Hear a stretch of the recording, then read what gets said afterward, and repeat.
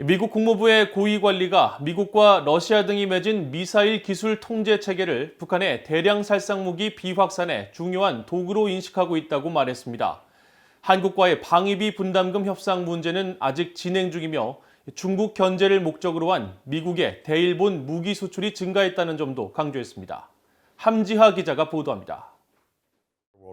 클라크 쿠퍼 국무부 정치 군사 담당 차관보는 16일 뉴욕 외신 기자클럽이 개최한 온라인 기자간담회에서 미국이 다자간 협의체인 미사일 기술 통제 체계에 대한 준수 의지를 강조하면서 북한의 비확산 문제를 지적했습니다. 이 체계를 통해 북한 등의 미사일 기술 활용을 막을 수 있다는 겁니다.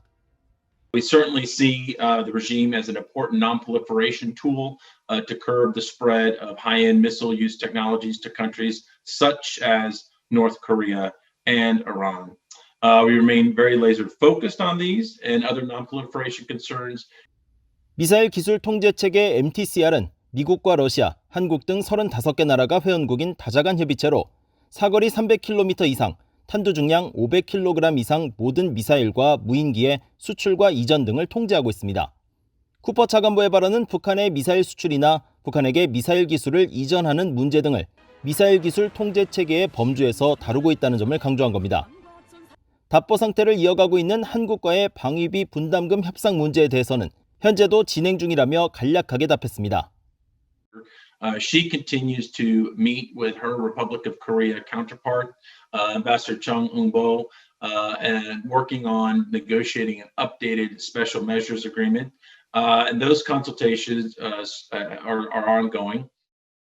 미국과 한국의 방위비 분담금 협상은 지난해 9월 시작된 이후 1년 넘게 협정이 체결되지 못한 상태로 트럼프 행정부는 당초 5배 인상한 제시 후 규모를 낮춰 협상하고 있지만 여전히 한국 측과 차이가 있는 것으로 알려져 있습니다.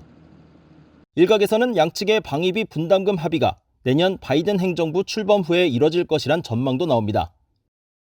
쿠퍼 차관보는 중국의 영향력을 막기 위한 일본의 무기 현대화 지원 노력도 강조했습니다.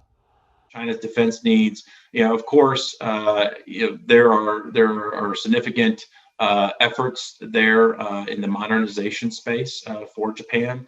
The second largest sale ever notified in the history of the Department of State were for F-35s for Japan.